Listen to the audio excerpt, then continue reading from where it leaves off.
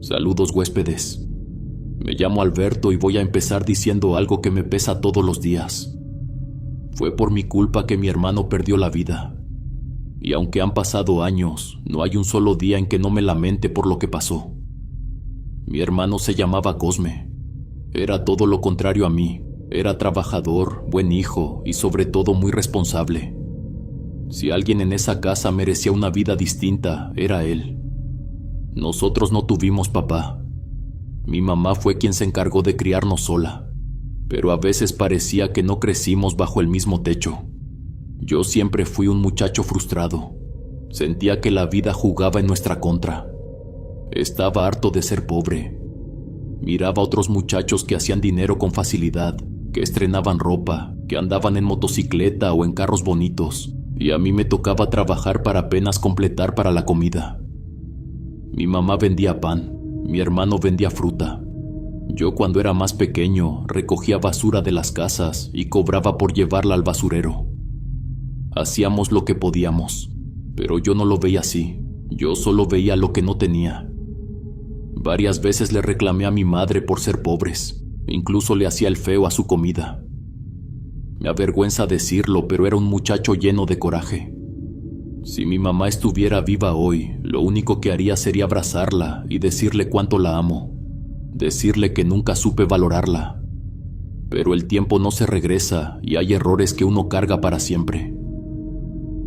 Lo que les voy a contar pasó cuando Cosme tenía 20 años. Él tenía un padrino que le mandaba dinero cada cierto tiempo. Ese dinero nos ayudaba mucho. Con eso se surtía de fruta para vender y compraba despensa para la casa.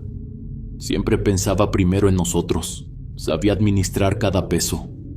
Cosme era un muchacho responsable. Cuando el dinero alcanzaba, me regalaba un par de tenis o una playera. Y eso para mí valía mucho, porque sabía que él se quedaba sin comprarse nada con tal de darnos algo a mi mamá o a mí. Yo siempre amé a mi hermano, eso quiero que quede claro. Lo veía como una figura paterna. A pesar de que solo era 2 años mayor que yo, para mí era como un ejemplo que yo nunca pude igualar. Pero cuando yo era más joven, empecé a juntarme con unos amigos que no le agradaban a mi madre. Ellos me facilitaban trabajos rápidos, dinero fácil. En ocasiones me regalaban ropa, me invitaban a salir. Yo podía gastar sin preocuparme por lo que habría de comer al día siguiente. Sé que no es justificación, pero se sentía bien poder vivir mi adolescencia sin la presión de la pobreza. Yo incluso intenté darle dinero a mi mamá y a Cosme, pero nunca quisieron aceptarlo. Mi hermano me decía que no estaba bien, que ni siquiera sabíamos de dónde venía ese dinero, que esa gente no era buena. Yo no insistía. En mi cabeza pensaba que si ellos no querían aceptarlo, mejor para mí. Así podía quedármelo todo. Y tampoco tenía intención de dejar a mis amigos. La verdad es que la gente con la que me juntaba no tenía buena reputación, ni en el pueblo ni en los alrededores. Y fue donde comenzó todo lo que terminó destruyendo mi vida. Fue por mi culpa que mi hermano perdió la vida. Lo sigo diciendo y lo voy a seguir diciendo mientras respire. Recuerdo que un día me dijo que tenía que ir al municipio a sacar un dinero que su padrino le había mandado. En ese tiempo las combis no estaban trabajando porque había problemas con las tarifas. No había transporte público. Yo sabía que uno de mis amigos iba a ir justamente ese día al municipio. Se me hizo fácil decirle que él podía llevarlo. Para mí era algo sencillo, un favor. Cosme me dijo que no se sentía cómodo, que no sabía en qué estaba metido mi amigo, que prefería buscar otra manera. Yo me molesté. Sentí que otra vez estaba rechazando mi ayuda. Le reclamé que siempre exageraba, que nunca quería aceptar nada de lo que yo ofrecía, que parecía que todo lo que hacía estaba mal. Le dije que mi amigo no era mala persona, que solo sería un trayecto de media hora, que si quería regresarse aparte no había problema. Era viernes, el banco iba a cerrar el fin de semana. Él necesitaba ese dinero. Por un momento pensé en decirle que yo se lo prestaba, pero recordé que siempre me rechazaba ese tipo de ofrecimientos. Decía que no confiaba en el origen de mi dinero. Después de insistirle un poco más, aceptó. Dijo que se iría con mi amigo. Todo parecía normal. Mi amigo pasó como 2 horas después. Se fueron cerca del mediodía. Yo me quedé en la casa sin imaginar lo que estaba por ocurrir. La tragedia nos la comunicaron casi 2 horas después de que Cosme salió. Al parecer ya tenían vigilado a mi amigo. Le extendieron una emboscada en la carretera. No quiero entrar en detalles. Solo diré que creyeron que mi hermano estaba involucrado con él. No tuvieron misericordia. Ambos perdieron la vida. Mientras hablo de esto, siento que me tiemblan las manos. Pienso en el miedo que debió sentir mi hermano en esos minutos. ¿En qué estaría pensando? Si le dio tiempo de reaccionar. Si alcanzó a encomendarse a Dios. Cuando lo vimos ya no era el mismo. Quedó irreconocible. Jamás en mi vida había escuchado a mi madre llorar de esa manera. Se tiró al suelo, se jalaba el cabello, gritaba pidiendo una explicación. Le preguntaba a Dios por qué se había llevado a su hijo. Yo la miraba y sentía que todo a mi alrededor iba en cámara lenta, como si no estuviera respirando, como si todo fuera una pesadilla de la que iba a despertar en cualquier momento. Ese día cambió mi vida para siempre. Nunca volví a ser el mismo. Pensaba en todo lo bueno que hizo Cosme, en el futuro que tenía, en lo mucho que ayudaba a mi mamá. Abracé a mi madre y le dije que hubiera preferido 1000 veces ser yo el que estuviera en ese carro, que él merecía vivir más que yo. No sé si me escuchó. Ella era un mar de lágrimas. Yo le pedía perdón una y otra vez por haber dejado que se fuera. Sentía cómo temblaba en mis brazos. Jamás volveríamos a ver a Cosme con vida. El entierro de mi hermano estuvo lleno de gente. Llegó casi todo el pueblo, personas que lo apreciaban, clientes que le compraban fruta, vecinos que siempre lo saludaban con respeto. Yo me sentía incómodo. No podía levantar mucho la mirada porque tenía la sensación de que todos pensaban lo mismo que yo, que el que debía estar en ese ataúd era yo, no él. Sentía las miradas. Tal vez eran cosas de mi cabeza, pero el remordimiento me hacía creer que cada persona que pasaba frente a mí sabía que todo había sido por mi culpa. Después del entierro, el silencio se apoderó de la casa. Era un silencio pesado. Mi mamá intentaba mantenerse fuerte, pero de repente se le quebraba la voz y comenzaba a llorar. A veces se encerraba en su cuarto y corría la cortina que usaba como puerta. Se quedaba horas adentro. Yo traté de alejarme de la gente con la que me juntaba. El remordimiento no me dejaba. Cada vez que los veía recordaba lo que había pasado. Intenté retomar el negocio de la fruta de Cosme. Pensé que si me enfocaba en eso al menos sentiría que su esfuerzo no quedaba abandonado. Me levantaba temprano y hacía lo que él hacía, pero nada era igual. Todo se sentía mal. La tristeza no me dejaba respirar tranquilo. Mi mamá dejó de limpiar la casa como antes. La sonrisa que siempre tenía desapareció. Era como si una parte de ella se hubiera ido con mi hermano. Nunca me echó la culpa, jamás me reclamó nada. Pero yo sabía que en el fondo pensaba lo mismo que yo.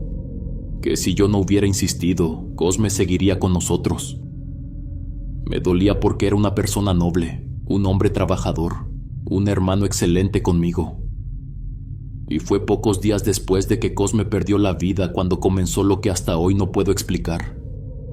La primera vez que lo vi fue en el monte detrás de la casa. Nuestra casa estaba rodeada de árboles. Las casas en esa zona estaban muy separadas unas de otras. No teníamos vecinos cercanos.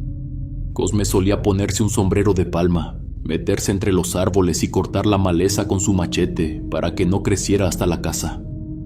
Era algo que hacía seguido. Una tarde yo estaba en el patio trasero cuando escuché claramente el sonido del machete golpeando la maleza. Un sonido seco y repetitivo. Me acerqué entre los árboles y lo vi. A lo lejos estaba su silueta, encorvado hacia adelante, moviendo el machete como lo hacía siempre. Sé que puede sonar loco. Yo sabía que mi hermano ya no estaba con vida, pero era él. Llevaba el mismo sombrero de palma, la misma camisa de cuadros de manga larga que usaba para cubrirse del sol. Sentí que las manos me temblaban, que las piernas me flaqueaban, pero seguí caminando entre los árboles. y mientras más avanzaba, más lejos parecía estar. Intenté llamarlo, abrí la boca, pero la voz no me salió. Era como si el miedo me la hubiera apagado. Seguí avanzando unos pasos más, y de pronto la silueta se desvaneció. El sonido del machete se detuvo. El monte quedó en silencio, como si nunca hubiera existido. Pero les juro que era él. El mismo sombrero, la misma camisa, la misma forma de encorvarse. Estoy completamente seguro. La última vez que vi a mi hermano fue cuando mi madre no estaba en casa. Ella se había ido al otro pueblo a visitar a su hermana. Yo sabía que ya no soportaba estar entre esas paredes. Todo le recordaba a Cosme. La entendía, pero yo no quería irme. Yo necesitaba quedarme. En ocasiones me metía a su cuarto, me sentaba en su cama y me quedaba mirando el techo hasta quedarme dormido. Era mi manera de sentirlo cerca.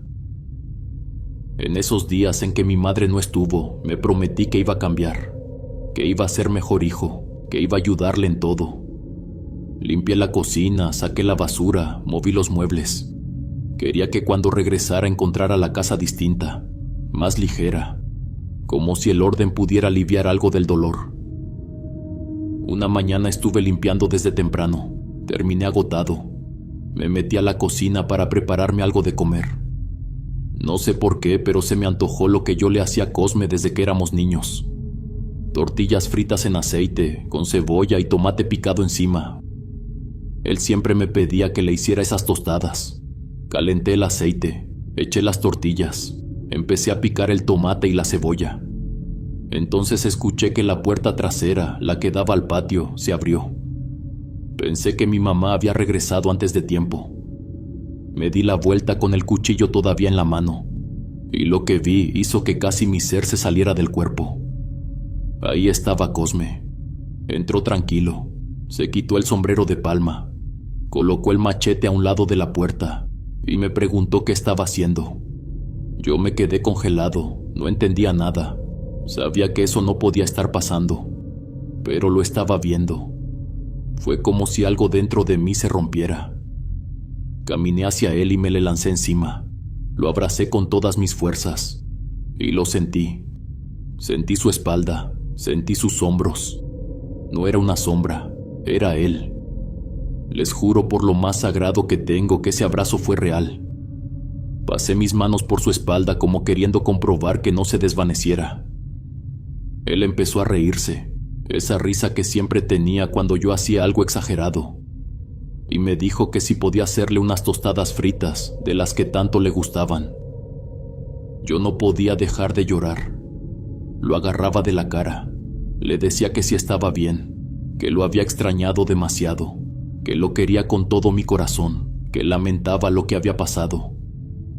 Pero él solo me miraba con una sonrisa tranquila, como si todo estuviera en orden, y me repetía que le hiciera sus tostadas. Me separé temblando, volví a la mesa, empecé a picar de nuevo. Tenía miedo de que si volteaba desapareciera. Se sentó frente a mí, me miraba con un amor que no sé describir, un amor sin reproche, sin enojo. No sé si Dios me dio la oportunidad de despedirme, pero cada vez que recuerdo esa escena se me llenan los ojos de lágrimas. Lo veo sentado en la mesa, esperando su comida. Yo lloraba y al mismo tiempo sonreía. Era una mezcla de emociones imposible de explicar. Era tristeza, era nostalgia. Me preguntó por mi mamá. Le dije que ella estaba orgullosa de él, que siempre fue un hijo ejemplar, que lo extrañaba demasiado.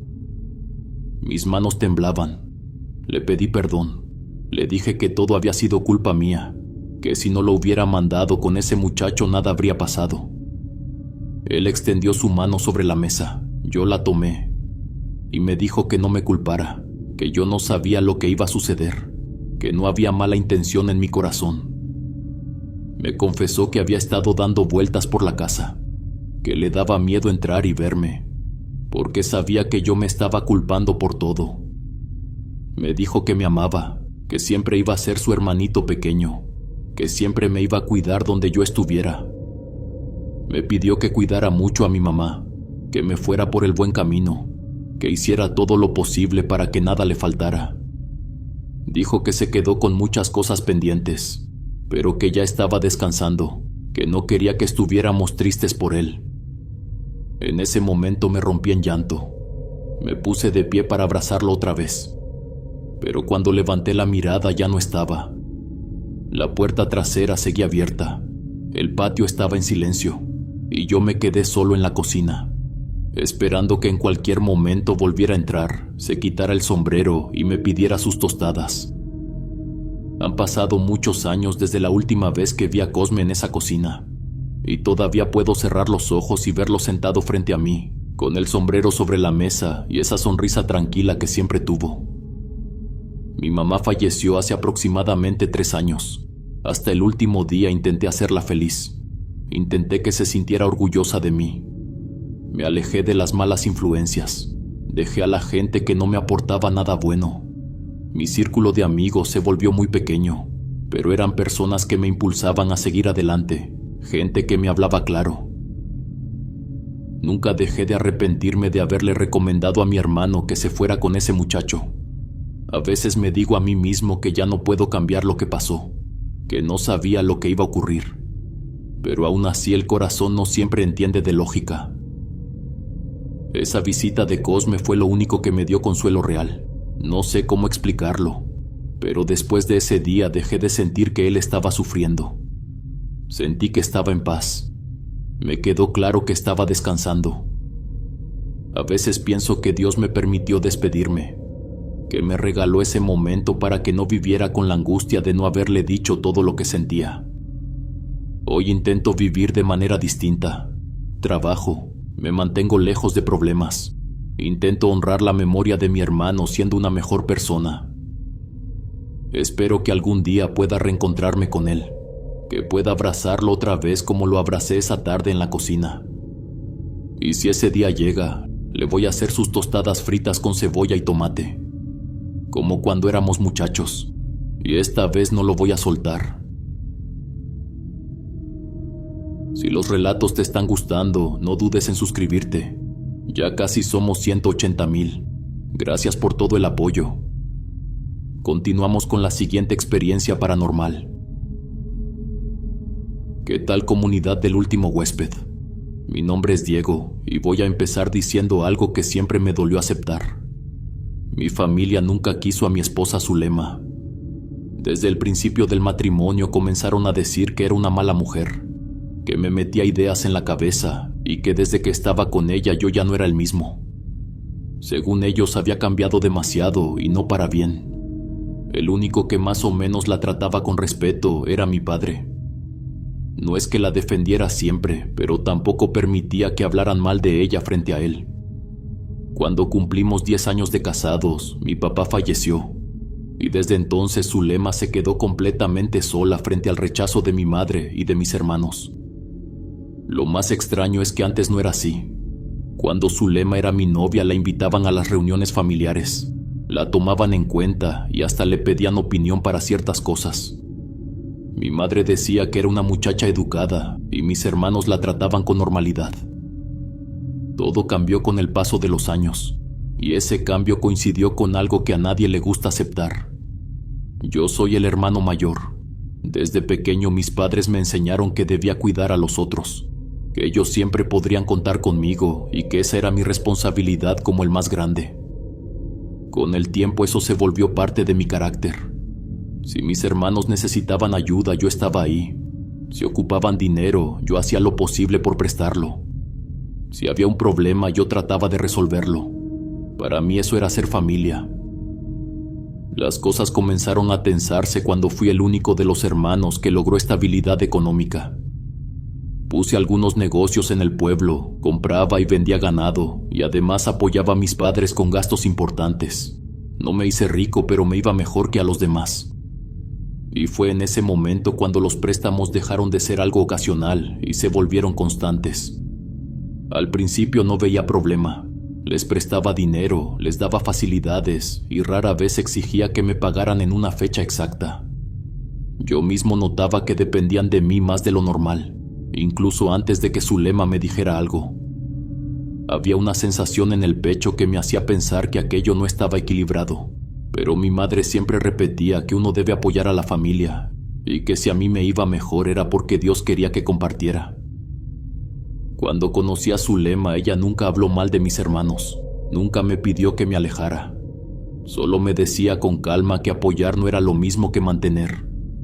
Me hacía ver que mis hermanos ya eran adultos, que mi hermana Julieta tenía 25 años y que mi hermano Leandro estaba casado y esperando un bebé. Me decía que quererlos no significaba resolverles cada problema económico.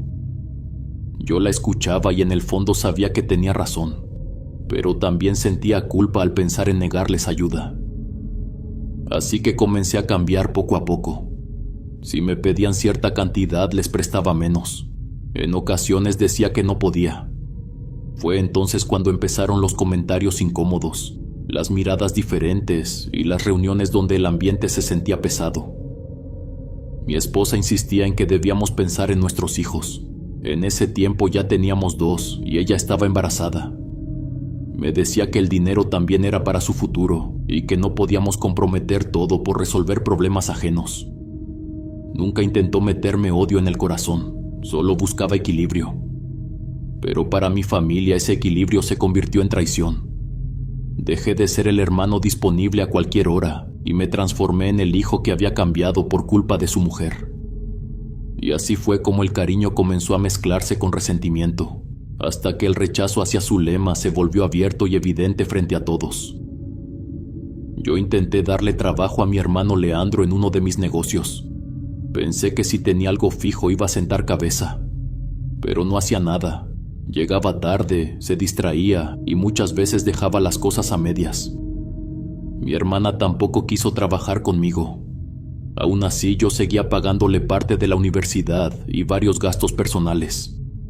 Terminó la carrera, regresó al pueblo y nunca ejerció lo que estudió. Siempre tenía una excusa. Fue ahí cuando los roces comenzaron a notarse más.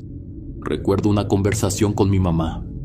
Me dijo que sentía que Zulema me estaba metiendo cosas malas en la cabeza, que desde que me casé con ella ayudaba menos a mis hermanos y que me había alejado de la familia. Intenté explicarle que Zulema no tenía nada que ver. Le dije que estaba estresado con el trabajo, que traía muchos pendientes y que ella misma había visto lo ocupado que estaba. También le dije que era verdad que ya no apoyaba igual a mis hermanos, pero que eran adultos y podían valerse por sí mismos. No le gustó lo que dije, lo noté en su expresión. Me respondió que yo antes no era así, que había cambiado mucho y que estaba segura de que mi esposa me estaba metiendo cizaña. Poco después pasó lo de la tienda. Se perdió dinero y el único que tenía acceso era Leandro. Era evidente. Cuando lo enfrenté se puso a la defensiva. Negó todo sin argumentos claros. Yo no lo corrí. Él renunció diciendo que se sentía ofendido y que yo le estaba faltando al respeto. Me dijo que ya no era el hermano con el que creció. Con mi hermana la situación fue peor. Me pidió un préstamo muy grande porque supuestamente quería poner un negocio y hacer una inversión con su novio. Yo lo platiqué con Zulema. Ella me dijo que si era para eso estaba bien, que no cobrara intereses, pero que estuviera seguro de que el dinero regresaría porque era una suma fuerte. Le prestamos el dinero. Tiempo después me enteré de que se había comprado una camioneta del año. Me enojé mucho. Yo confié en su palabra. Cuando le pedí explicaciones, le pedí pruebas del negocio, del local o de la inversión. No tenía nada. Todo había sido mentira. Me dijo que quería el carro y que no me dijo la verdad porque sabía que yo me negaría. Y como siempre terminó culpando a Zulema. Dijo que desde que me casé había cambiado y que mi esposa estaba destruyendo a la familia. Ahí sí exploté. Le dije que era una mantenida, que yo le había pagado la carrera y que lo mínimo que podía hacer era trabajar y ganarse la vida. Se hizo un escándalo.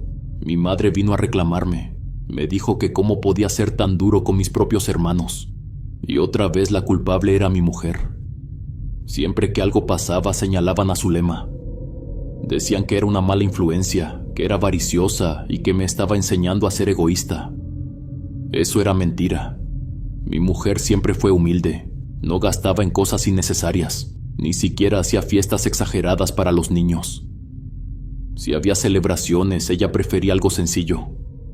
Yo trabajé duro para ganar mi dinero y también quería disfrutarlo con quienes me daban amor de regreso. Zulema me trataba bien, cuidaba la casa, estaba pendiente de los niños y siempre me apoyaba. La relación con mi familia se fue fracturando poco a poco. No hubo una pelea grande que marcara el final, fue más bien un desgaste constante. Mi madre empezó a hablarme menos, las llamadas se hicieron más cortas, las visitas más escasas. Mis hermanos también se fueron distanciando, dejaron de invitarme a reuniones pequeñas, dejaron de contarme cosas. Y la verdad es que yo tampoco hacía mucho por acercarme. Me sentía cómodo en mi casa.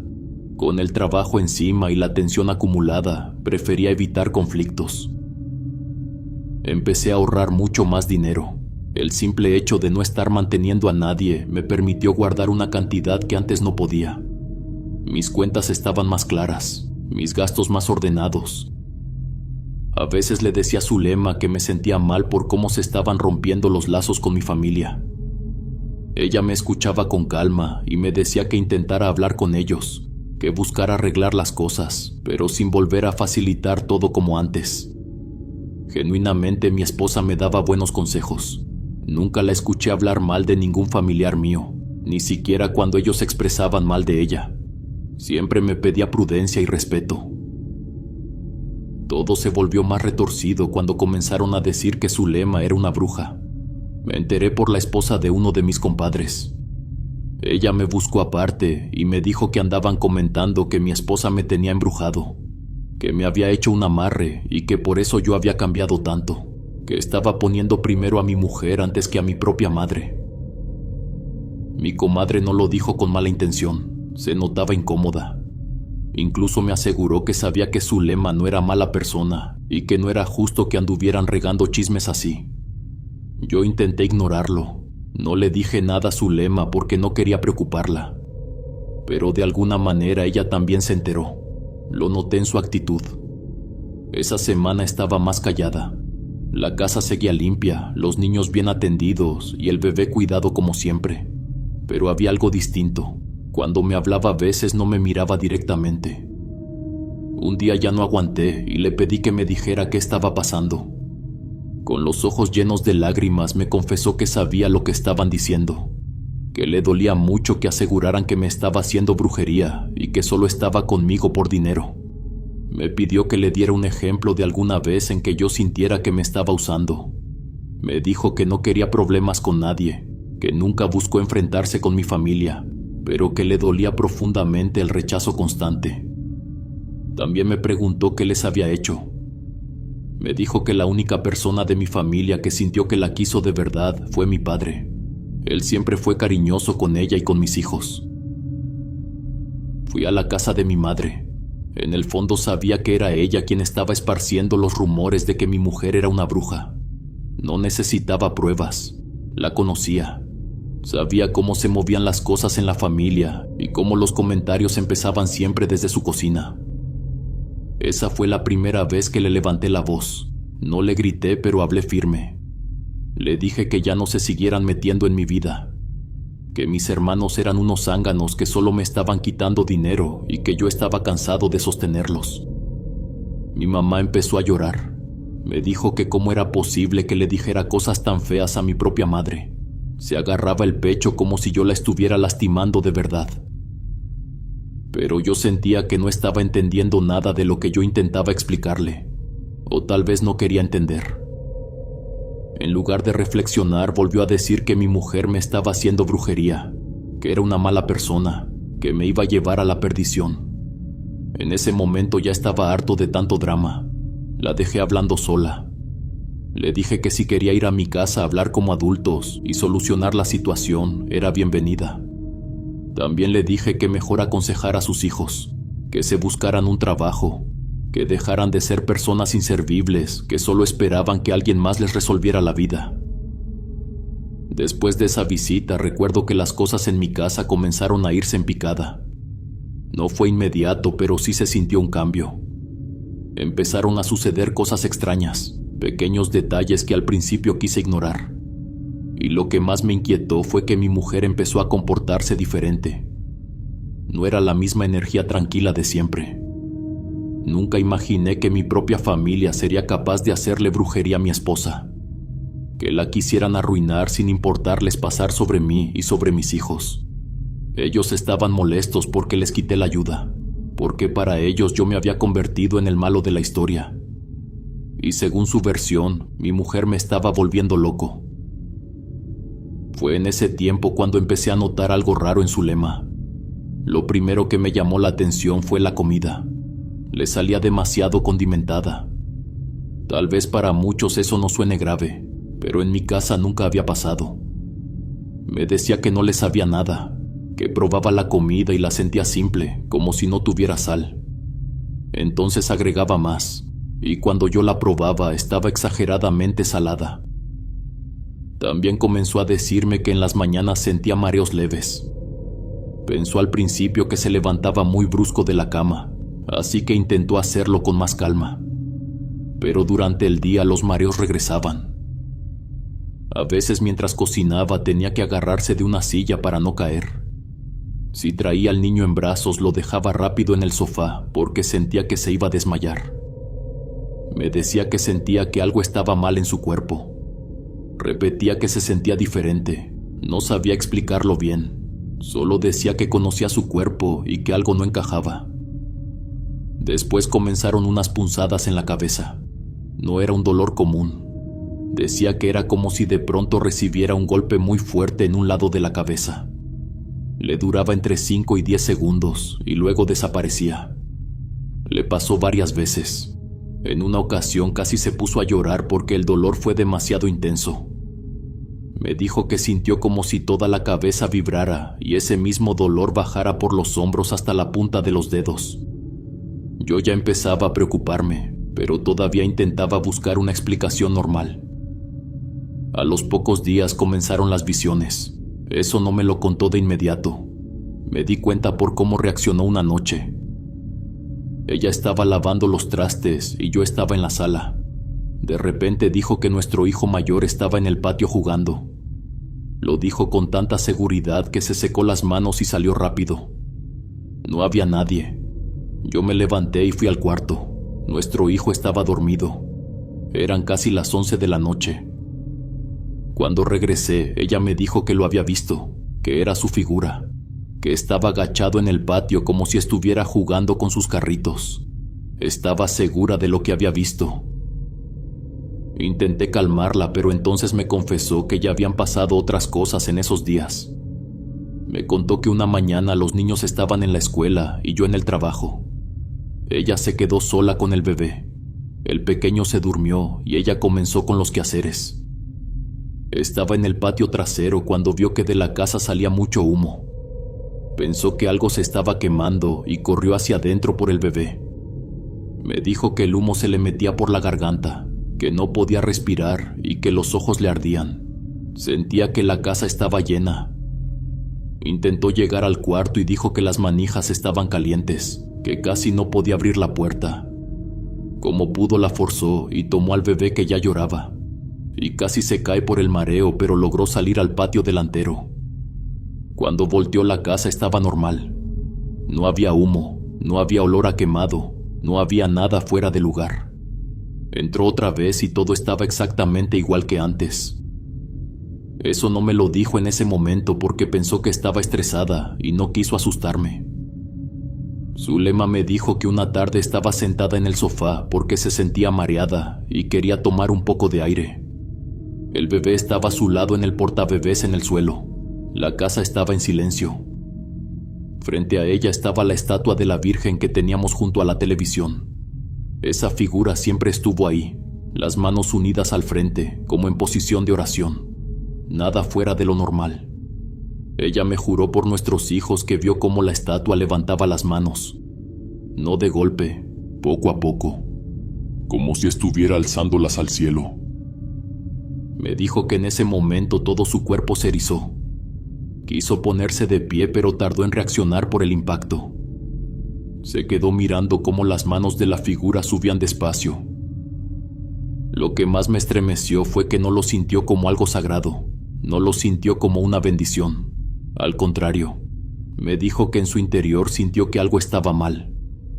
Sentía el ambiente pesado, como si hubiera algo más en la habitación, algo denso. Por miedo se levantó y salió de la casa. Ya estando afuera, recordó que el bebé seguía dentro en el portabebés. Regresó rápido por él. Cuando volvió a mirar la estatua, todo estaba normal, las manos unidas como siempre. Me contó esto llorando. Me decía que estaba muy cansada, que no se sentía bien en su propio cuerpo, que ya no sabía qué era real y qué no. La situación con Zulema no hizo más que empeorar. La llevé con un médico para descartar cualquier problema físico. Le hicieron estudios y no salió nada alarmante. Aún así, ella aceptó ir con un psicólogo. Pensamos que tal vez todo el estrés y los chismes la estaban afectando más de lo que creíamos. Yo sentía que las palabras de mi madre y los rumores de la gente la habían lastimado por dentro. Yo intentaba estar pendiente de ella. Le preguntaba cómo se sentía. Trataba de hacerla sentir acompañada.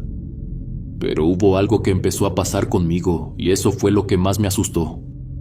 Comencé a sentir rechazo hacia mi propia esposa. Todo lo que hacía me parecía mal. Si hablaba me irritaba. Si se quedaba callada también. Era como si se hubieran borrado los años de matrimonio que llevábamos juntos. A veces llegaba del trabajo y con solo verla sentía una molestia inexplicable. No entendía por qué. Ella estaba enferma, se veía delicada, necesitaba apoyo. Y aún así dentro de mí crecía una especie de fastidio. En ocasiones pensaba que estaba fingiendo, que exageraba los síntomas. Y al mismo tiempo sabía que no era verdad. La veía pálida, la veía débil. En las madrugadas no podía dormir y se quejaba de dolores en el cuerpo. Yo intentaba estar a su lado, me quedaba despierto cuando se sentía mal. Pero les juro que nunca había sentido tanto rechazo por Zulema como en ese periodo. Lo peor era darme cuenta de que en el momento en que más me necesitaba, yo me estaba alejando. Recuerdo que una tarde, en lugar de regresar directo a la casa, fui a ver a mi madre. Teníamos meses sin hablarnos bien, pero me sentí abrumado. Fue un impulso. No le dije que yo estaba sintiendo cosas extrañas hacia mi mujer. Solo le comenté que Zulema estaba enferma y que estaba preocupado. Le pregunté si conocía algún doctor que pudiera recomendarme. No sé por qué fui con ella. Tal vez buscaba consuelo, tal vez buscaba una explicación. Pero lo único que recibí fueron más ideas en la cabeza. Mi madre me dijo que lo que le estaba pasando a mi esposa era justicia divina, que todo lo malo que me había hecho se le estaba regresando, que la brujería que usó conmigo ahora la estaba consumiendo. Me aseguró que ella siempre tuvo razón, que Zulema me había hecho un amarre y que Dios la estaba castigando. Se puso a llorar diciendo que yo la había ofendido al no creerle y que cómo era posible que pusiera a otra mujer antes que a mi propia madre. Esa tarde salí de su casa confundido. De camino a la mía, las palabras de mi mamá no dejaban de dar vueltas en mi cabeza. Llegué a dudar de mi esposa. Llegué a pensar que tal vez mi madre tenía razón, que quizás sí me había hecho algo, que tal vez solo me quería por dinero y que lo que le estaba pasando era consecuencia de eso. La verdad era otra.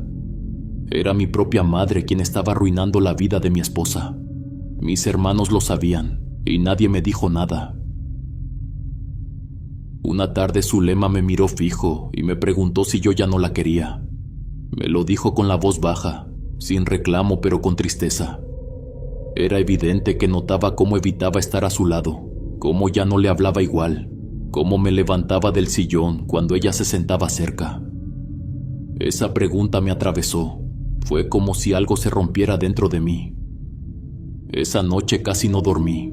Me quedé pensando en todo lo que mi madre me había dicho. Intenté analizar si de verdad Zulema me había hecho brujería. Empecé a repasar cada recuerdo bonito que teníamos juntos. No había ninguna razón para que ella necesitara hacerme un amarre. Era una mujer inteligente, buena madre, siempre fue leal conmigo. Y no sé por qué hasta el día de hoy no entiendo cómo se me ocurrió, pero esa noche se me vino un pensamiento inesperado. ¿Y si no era ella? ¿Y si alguien le estaba haciendo brujería a mi mujer? Fue una idea que apareció de la nada. Yo nunca fui creyente de la magia negra ni de la brujería, mucho menos de amarres. Siempre pensé que eran cosas exageradas. Pero lo que estaba pasando no era normal. Ni lo que le ocurría a ella, ni el rechazo que yo sentía sin explicación. Y todo había empezado después de los problemas con mi familia. Esa idea no se fue de mi cabeza. Pasaron varios días y seguía pensando en lo mismo. Comencé a preguntar con mis trabajadores si conocían algún curandero o curandera que tratara casos de brujería. Al principio me dio vergüenza tocar el tema, pero poco a poco me sorprendí con las respuestas. Descubrí que esto era más común de lo que imaginaba. Pero también supe que muchas personas han sido dañadas por gente cercana. Varios de mis trabajadores me contaron historias. Algunos dijeron que conocían personas que habían perdido la razón. Otros hablaron de enfermedades repentinas.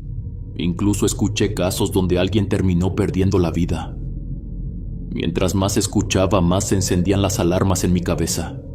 Sentía que mis hijos estaban en riesgo, que mi esposa estaba en peligro, que todo estaba fuera de control. Decidí llevar a mi mujer con un curandero. Le pedí a mis compadres que me acompañaran.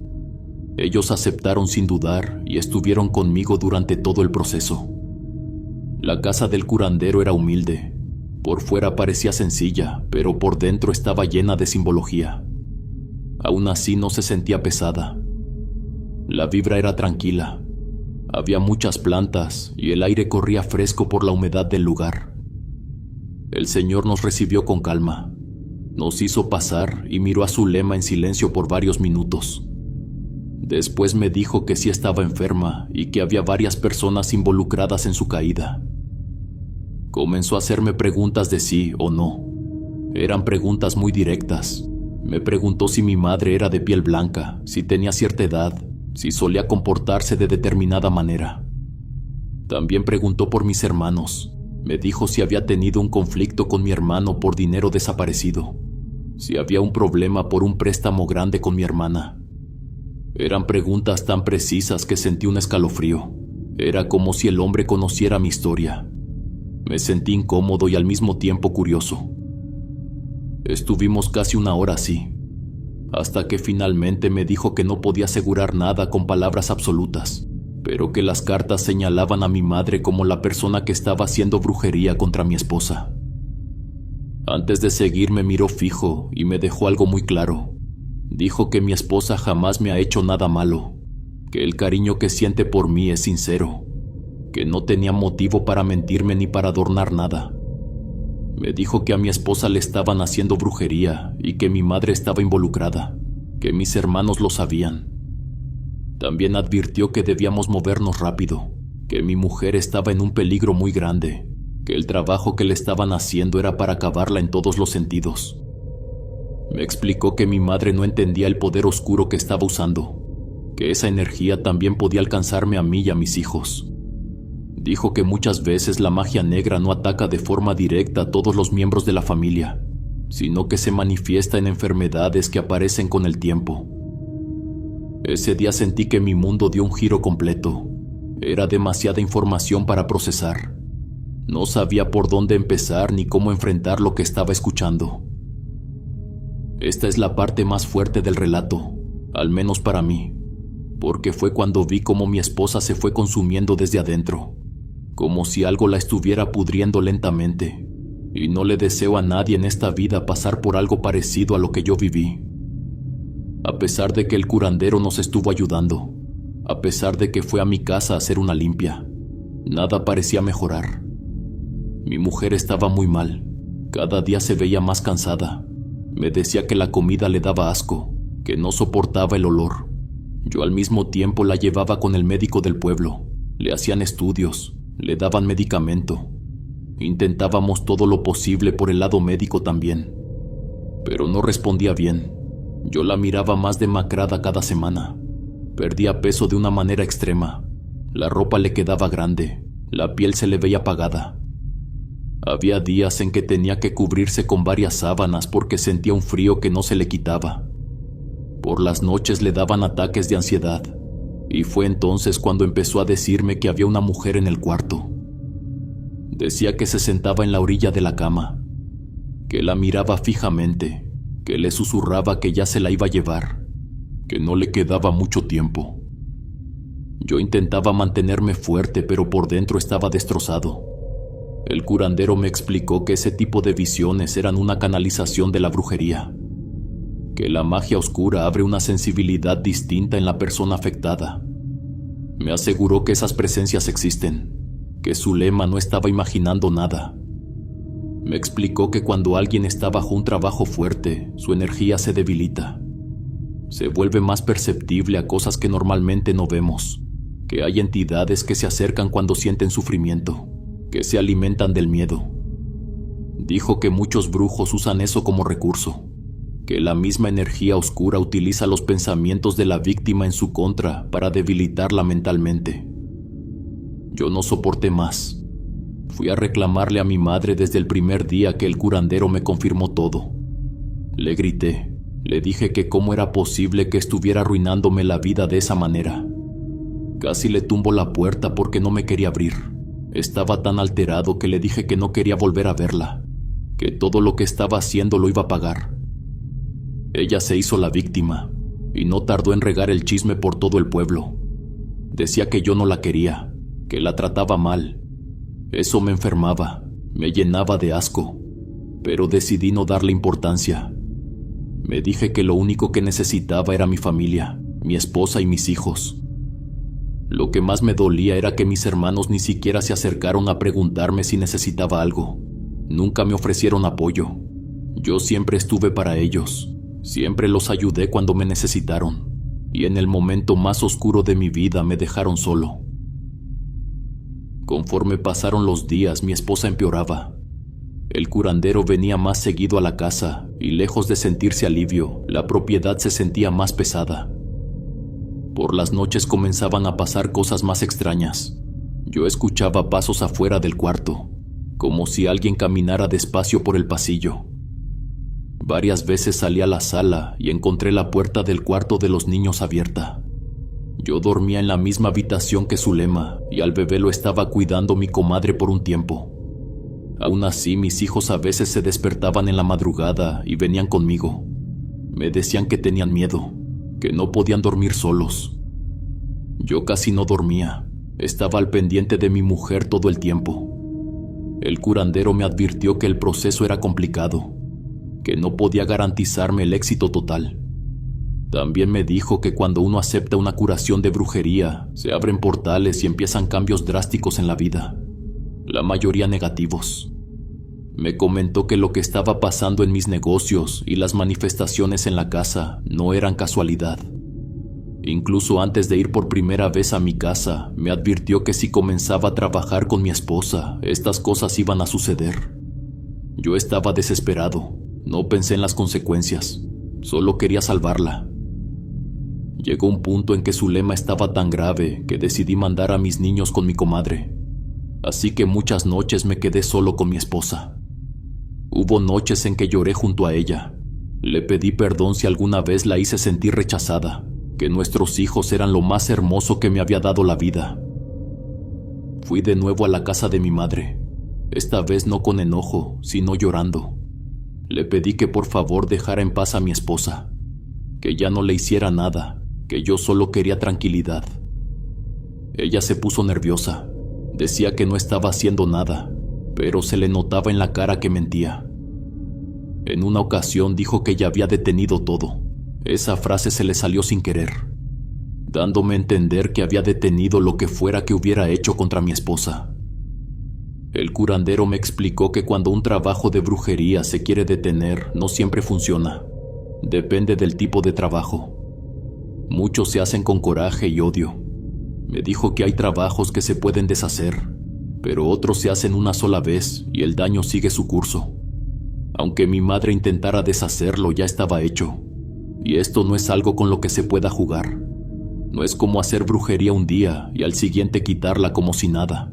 No funciona así. Desafortunadamente mi esposa falleció. Hay cosas de esos días que todavía no puedo ordenar en mi cabeza, como esa mujer fuerte que siempre fue terminó reducida a algo tan frágil. Esos últimos meses dañaron muchos recuerdos bonitos que yo tenía con ella. Inevitablemente se atraviesan las imágenes de su enfermedad. Es como si mi mente mezclara todo y no me permitiera quedarme solo con lo bueno. Perder a mi esposa fue algo muy duro, más duro de lo que puedo explicar con palabras. Recuerdo una noche en la que ella me dijo que ya no aguantaba, que le dolía todo el cuerpo, que sentía que no le faltaba mucho. Era como si estuviera aceptando algo que yo todavía no quería aceptar. Yo le pedía que por favor aguantara un poco más. Le decía que pensara en nuestros hijos. Le juré que no la iba a soltar. Y no voy a mentir, me sentía egoísta pidiéndole eso. Yo veía cómo sufría, veía cómo cada movimiento le costaba trabajo, pero no quería que se fuera. En esas noches cuando dormía a su lado y estaba muy débil, yo sentía que había alguien más con nosotros en el cuarto. No sé cómo describirlo. Era una presencia muy pesada. Tal vez alguien en la audiencia haya sentido algo parecido alguna vez. Cuando uno está cerca de alguien muy enfermo, se percibe algo diferente en el ambiente. Pero esto no era solo tristeza. Yo sentía que me drenaba energía. En varias madrugadas me despertaba agitado. Era como si alguien me gritara fuerte al oído. Un grito seco. Me levantaba sobresaltado, con el corazón acelerado. Y no había nadie. Solo mi esposa respirando con dificultad. En otra ocasión sentí claramente que alguien me sacudió del brazo cuando estaba quedándome dormido. Fue una sacudida fuerte. Abrí los ojos de inmediato y miré a todos lados. No había nada. La última semana fue la peor. Yo salía del cuarto por momentos, a veces para tomar aire en el patio porque la ansiedad me estaba consumiendo. Varias veces al salir, me pareció ver una sombra dentro del cuarto. Era como cuando uno ve algo por el rabillo del ojo. Como si alguien pasara rápido de un lado a otro. Yo entraba de inmediato, pero todo estaba en calma. En una ocasión dejé la ventana abierta para poder escuchar cualquier ruido mientras estaba en el patio. Y al voltear hacia la habitación la vi. Era una figura oscura parada en una esquina del cuarto. No era una sombra cualquiera, tenía forma humana. Se distinguían los brazos. Las manos se veían más claras que el resto del cuerpo. Lo más aterrador es que no se movía. Estaba de pie, como esperando. Sentí un miedo que me paralizó. No quise acercarme por la ventana. Entré rápido por la puerta de la casa y caminé hasta el cuarto con el corazón en la garganta. Cuando entré ya no había nada, solo mi esposa acostada, respirando con dificultad. Hasta el día de hoy no he vuelto a hablar con mi familia. Han pasado casi 15 años desde que mi esposa se fue y ese vínculo quedó completamente roto. No hubo reconciliación. Mi bebé está a punto de cumplir 16 años. Es un muchacho un poco rebelde, como cualquier adolescente. Tiene carácter, pero también tiene corazón. Hay algo que siempre me ha dejado pensando. Mi hijo sí tiene recuerdos de su mamá. Y eso es lo que más me desconcierta, porque ella falleció cuando él ni siquiera tenía 1 año. A veces me platica cosas que su mamá solía hacer, cosas que no hay forma de que él conociera. Me dice que recuerda que cuando ella cocinaba se ponía a cantar bajito. Me habla de un vestido azul cielo que usaba mucho. Y lo extraño es que todo eso es verdad. En ocasiones me describe escenas con detalles. No parecen historias que alguien le contó. Las narra como si realmente las hubiera vivido. Una vez me dijo que cuando tenía miedo en la madrugada, su mamá venía, se sentaba al lado de su cama y le sobaba la espalda hasta que se quedaba dormido.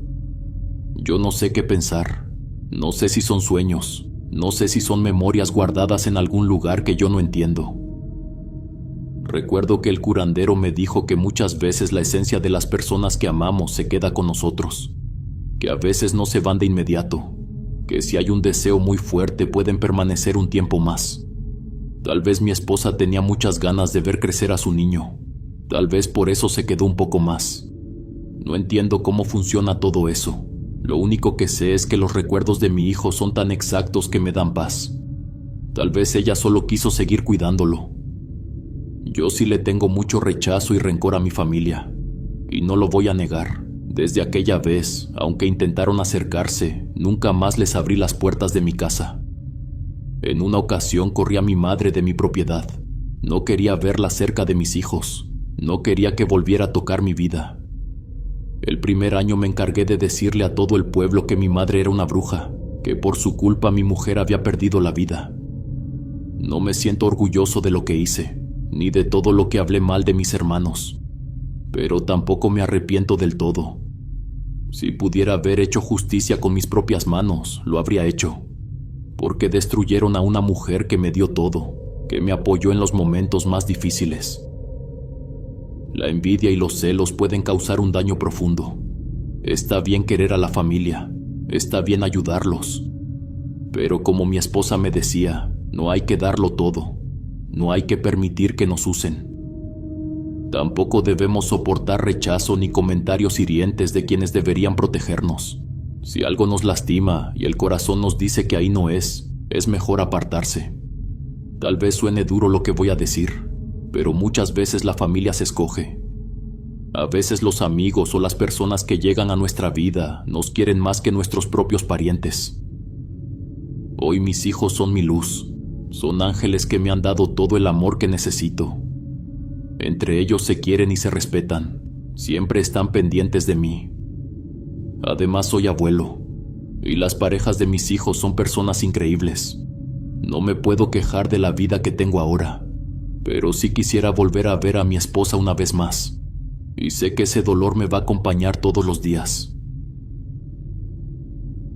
Saludos mis queridos huéspedes, gracias de verdad por escuchar, por permitirnos entrar un poco en su vida y por tomarse el tiempo de comentar y compartir sus propias experiencias. Leerlos y sentir ese acompañamiento significa mucho. Los invito a suscribirse al canal. Ya casi somos 180,000 y ese apoyo ayuda más de lo que se imaginan a que estas historias sigan llegando. Que la vida me los bendiga, mis queridos huéspedes. Son la mejor comunidad que uno puede tener. Aquí siempre serán bienvenidos. Nos vemos hasta la próxima. El último huésped.